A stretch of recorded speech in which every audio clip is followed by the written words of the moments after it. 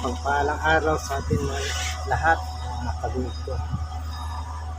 Nakabit na namin yung yung torque converter. Ayan po.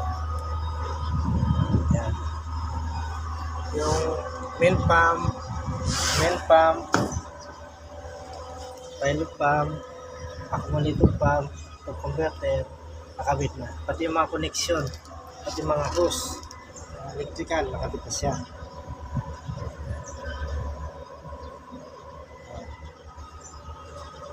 Nakabit na siya.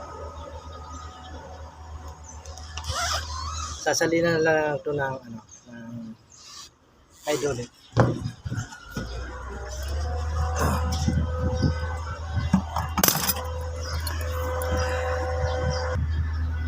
Ito naman transmission, nakabit na. Ayan, nakafix na, nagfit na yan.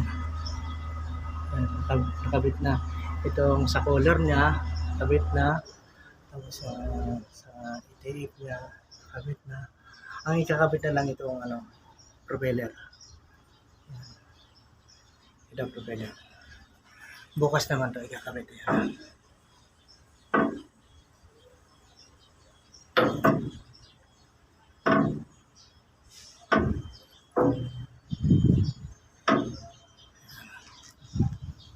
Tapos ang pagkabit ng propeller na ito, mahirap dahil dito, may cover siya. May guard, hindi naman ito natatanggal. Ayan, kaya ang gagawin, susot siya dito. Ayan. Ayan. Ayan. So, ayan.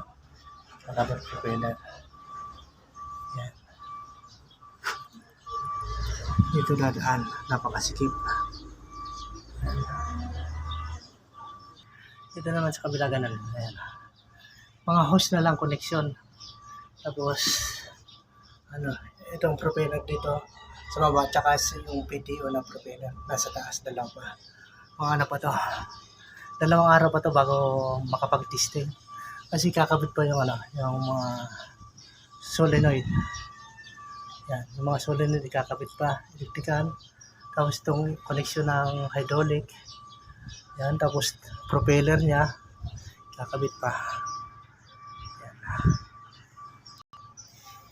Tapos dito yung dulo ng yung propeller, kaya yan.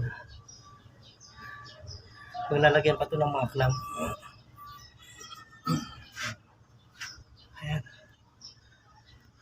Mga 2 araw pa ito bago matapos, bago makapag-testing. Yan. Mga kabit ko. Itong ilalim ng torque converter.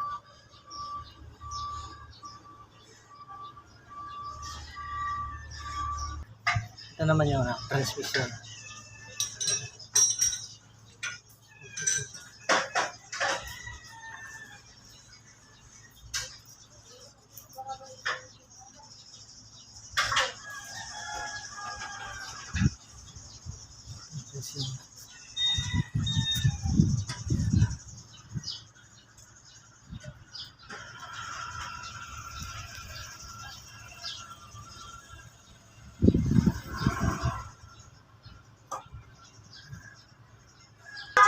Ang pagbaba ng transmission halos 5 araw, ang pagkabit din 5 araw din, ang pagbaba naman ng torque converter abutin siya ng ng 5 araw din, kaya bali 10-10, diba? Tapos mag-testing pa. Bagong overall tong transmission na to. Itong transmission, tapos yung torque converter na mga kamekanik, mga kabito ko sa transmission nitong automatic transmission para maiwasan natin na masira. Ang kailangan nito talaga kapag ganito na raptorin, 4-wheel style, ganyan, apat lang isang gulong, kailangan nito ang kailangan nito sinasakay sa lubid. Kung ipag-travel man siya, kailangan lagi magpapahinga. Baka every 20 km dapat ipahinga siya. Tapos ang tamang procedure nito, pag pinahinga mo siya, dapat palalamigin para yung ano, para itong ano niya, ayan, itong sa cooler niya gumana, hindi mag-overheat yung transmission niya. Dapat ganun. Tsaka, ang kailangan nito, ano, laging change oil din ng, ano, ng ETF. Ayan, dapat nag-change oil ng ETF. Ito kasi ano, kaya ito nasira dahil bihirang mag-change oil ng, ano, ng ETF. Pero dapat nito, kung nag-change oil ka ng makina, engine oil, mag-change oil ka rin ng ETF. At kailangan niya nito, nag-change oil din ng hydraulic. Ayan na ako. Salamat po mga kapibig ko sa inyong pagsubaybay sa aking YouTube channel. Please subscribe and like and share sa aking mga video. Salamat. God bless you all. Ingat tayo lahat.